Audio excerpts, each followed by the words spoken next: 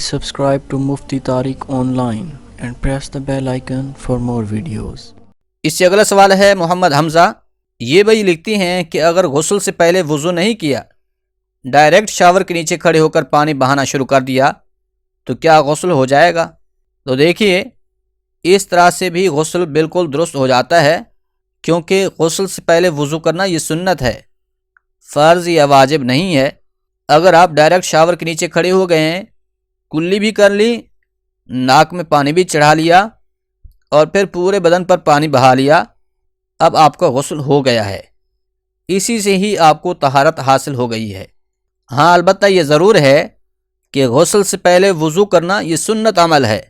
اسی طرح غلام عباس راولپنڈی سے یہ بھائی سوال کرتے ہیں کہ اگر غسل کے دوران سطر کھلا ہو تو کیا پھر بھی وضو ہو جائے گا، اسی سے نماز پڑھ سکتے ہیں؟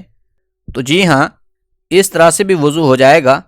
اس حوالے سے بھی اکثر لوگ یہ سمجھتے ہیں کہ اگر سطر کھل گیا ہے تو اس سے وضو فاسد ہو جاتا ہے، تو یہ تصور بھی بالکل ہی غلط ہے۔ سطر کے کھلنے سے وضو میں کوئی فرق نہیں پڑتا، لہذا اگر آپ نے سارے کپڑے اتار کر غسل کیا ہے تو بھی آپ کا وضو ہو جائے گا، آپ پھر اسی وضو کے ساتھ نماز پڑھ سکتے ہیں۔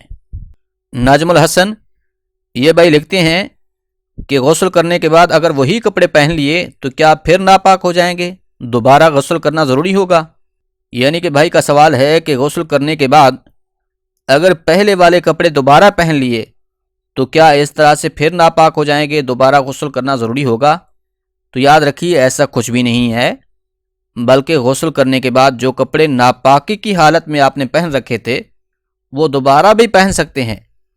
اب اگر وہ کپڑے ناپاک تھے، ان پر نجاست لگی ہوئی تھی، اور پھر کپڑوں کی جو نجاست تھی وہ اگر جسم پر لگ گئی ہے تو اس صورت میں صرف جسم کا وہی حصہ ناپاک ہوگا جہاں پر نجاست لگے گی، اسی نجاست والے حصے کو دھونا یہ ضروری ہوگا، اس سے دوبارہ غسل فرض نہیں ہوگا۔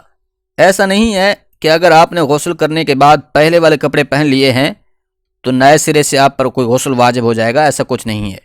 تو سامعین مکرم، یہ وہ سوالات تھے جو آپ لوگوں نے واٹس ایپ پر میسیجز کے ذریعے یا پھر کومنٹس کے ذریعے پوچھے ہیں، ان میں سے چند ایک سوالات جن کا بتانا ضروری تھا بتا دیے ہیں۔ امید ہے آپ کو یہ ویڈیو اچھی لگی ہوگی۔